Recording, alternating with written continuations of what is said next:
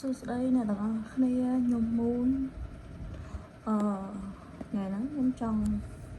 ធ្វើកាត់សួរទៅ Angel តើមានអីចង់ប្រាប់ដល់យើងចង់ណែនាំយើងខ្លះព្រោះដោយសារ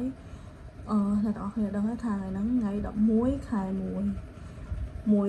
1ហើយក៏ជាថ្ងៃសើ800ផងដែរអញ្ចឹងណាអញ្ចឹងខ្ញុំសាប់ការឲ្យ manifest ទៅគឺបាន6ស្លឹកនេះអញ្ចឹងស្លឹកការទី1តើតើនឹង beyond limitation អ្នកទាំងអស់គ្នាអាច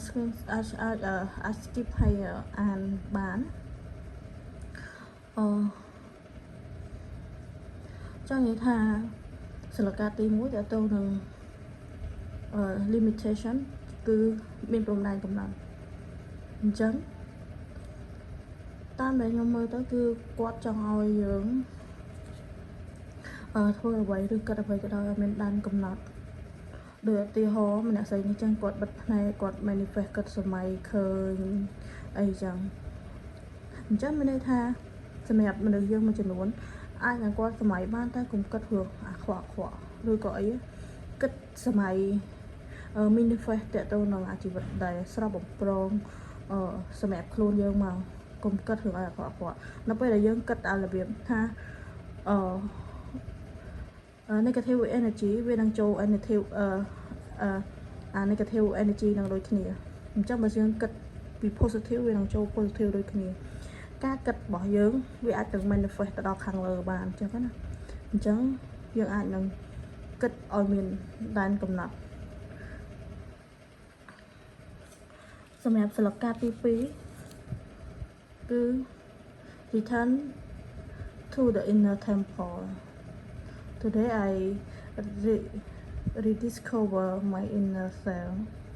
in Scaresalem. This is inner temple with តើតើនឹងអានោះដូចគ្នាដែរគាត់ចង់ឲ្យយើងរបៀបថាអា inner ដែលយើងដែលល្អពីមុនមកហ្នឹងគឺគាត់ចង់ឲ្យយើងត្រឡប់ទៅវិញដូចអ្នកខ្លះគាត់គិតវិជ្ជមានហើយអីហើយប៉ុន្តែមួយរយៈក្រោយនេះមានរឿងតិចតួចគាត់បាច់គិតរឿងដែលអវិជ្ជមានមកវិញអញ្ចឹងគាត់ចង់ឲ្យយើង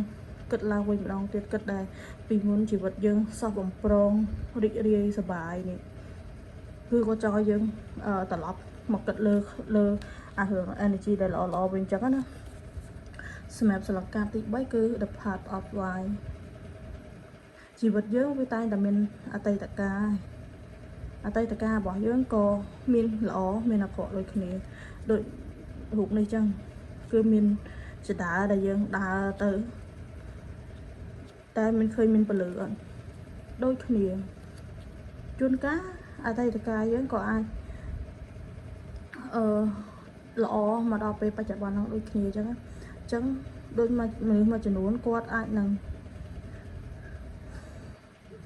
យអតីតកាលរបស់គាត់ហ្នឹងមកជួយគាត់បាននៅក្នុងពេលបច្ចុប្បន្ននេះដូចថាជួយអីបើសិនជាអតីតកាលយើងអត់ល្អឬក៏អីយើងអាចកែដូចថាកាលពីមុនយើងធ្វើរឿងអត់ល្អប៉ុន្តែ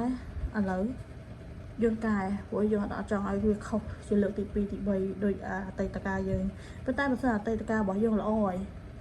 អញ្ចឹងមកដល់ពេលហ្នឹងយើងកាន់តែល្អទៀតដោយសារអីយើងមានមេរៀនល្អទោះពីមុនយើងទទួលបានមេរៀនអាក្រក់ក៏យើងអាចកែឲ្យឥឡូវឲ្យល្អហើយបើសិនជាពីមុនមានមេរៀនដែលល្អច្រើនមកឥឡូវវាកាន់តែល្អទៀតអញ្ចឹងសម្រាប់ទី4គឺ forgiveness គឺការផ្ដល់ឲ្យវាដូចគ្នា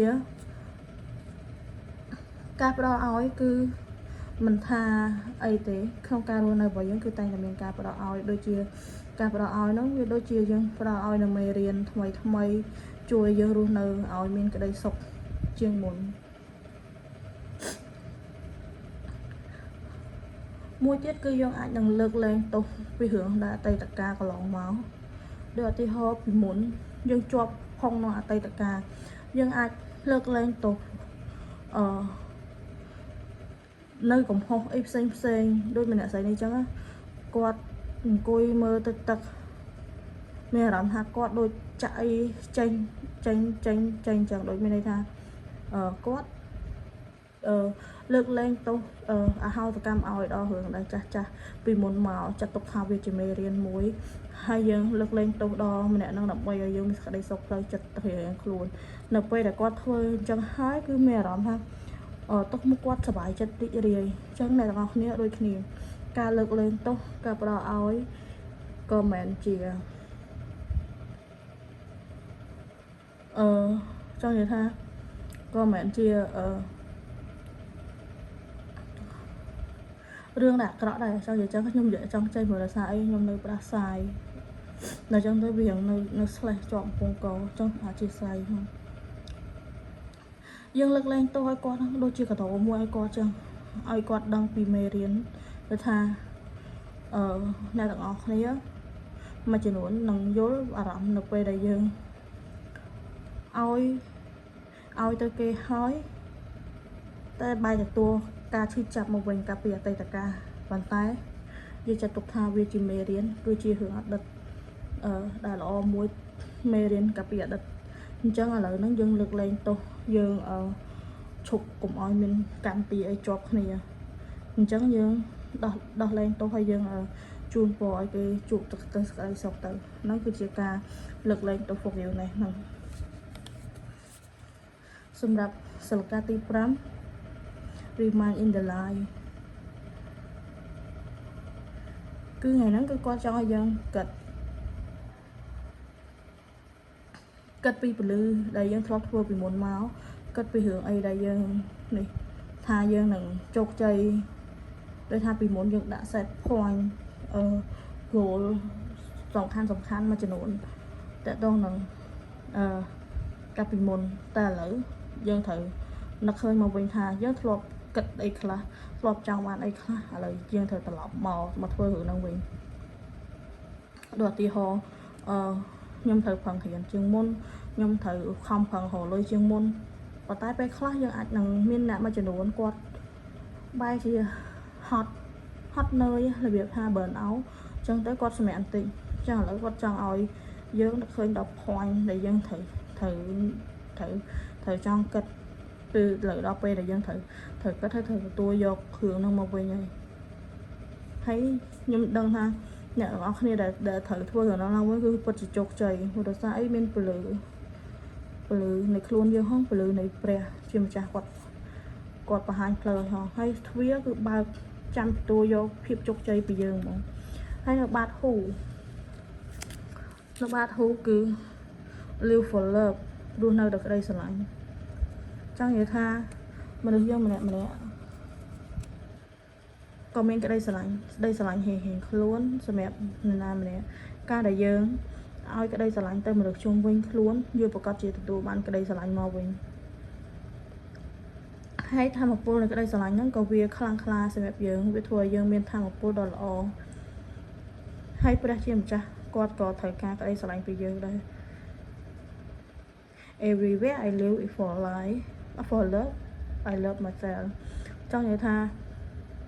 នៅគ្រប់ទីកន្លែងយើងរស់នៅគឺរស់នៅដោយក្តីស្រឡាញ់ហើយស្រឡាញ់ខ្លួនឯងអញ្ចឹងសារគាត់ចង់ឲ្យយើងប្រាប់យើងថាយើងត្រូវតែស្រឡាញ់ខ្លួនឯងជាជាងអ្នកណាទាំងអស់មិនថានៅក្នុងតំណែងឬក៏រឿងបែបណាមួយ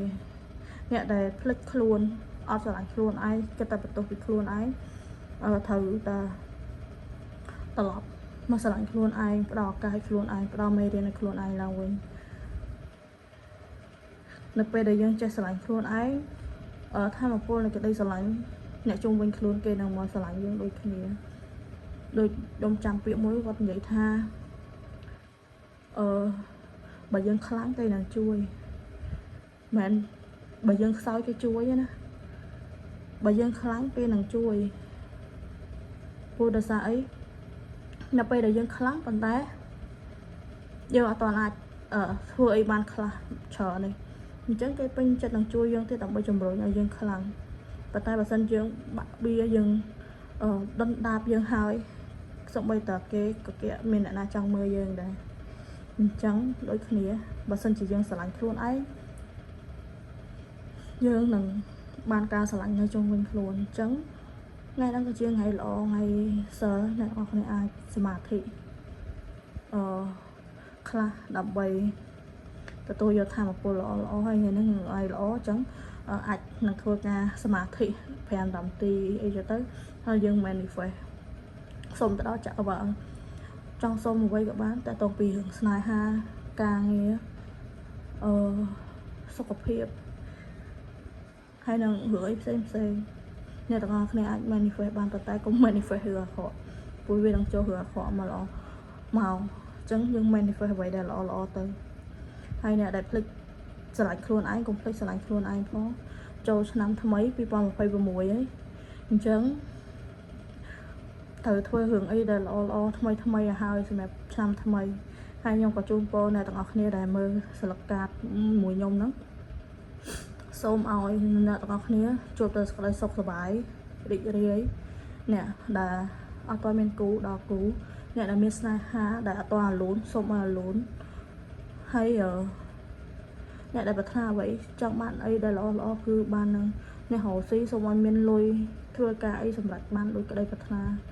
จังเงาเมนไอ้เตยยมม้วนปนนังเอาก้นจะเม็ดเลย